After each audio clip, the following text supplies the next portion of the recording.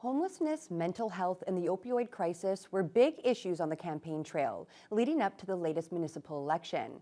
And Thunder Bay's recently ratified budget does include some funding for groups working to tackle these issues. But according to the report from the Northern Policy Institute, the solutions have to include senior levels of government. Vasileios Bellos explains. There are growing issues in our community that seem more difficult to address by the day. Poverty, homelessness, and the opioid crisis are constantly a talking point for many in Thunder Bay, with the recent budget process a chance for council to tackle it head on.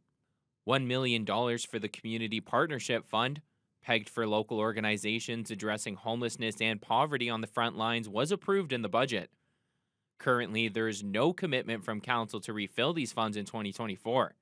Councillor Brian Hamilton was on board with this funding, also stressing the importance for council to support the Thunder Bay District Social Services Board.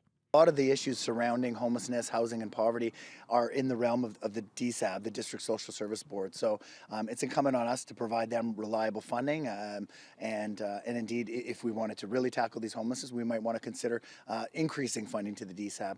But it's also important to remember that homelessness is not a specific Thunder Bay issue. It's definitely a district issue. It happens right across the entire district, which the DSAB serves.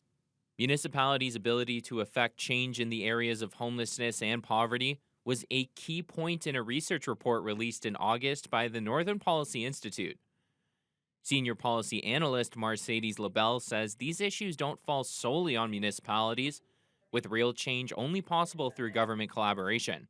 It's easy for us to see municipalities as the front line for this because they're the ones on the ground interacting with the community members, which means they face tremendous pressure from the residents to solve the issues. But they are constrained by tight budgets, and this is kind of an all-of-government approach to tackling homelessness, mental health, and addictions. Has to be able to provide healthcare funding, addictions and mental health, and crisis beds. We really don't have that in Thunder Bay right now. We have inadequate services for the crisis that we're in.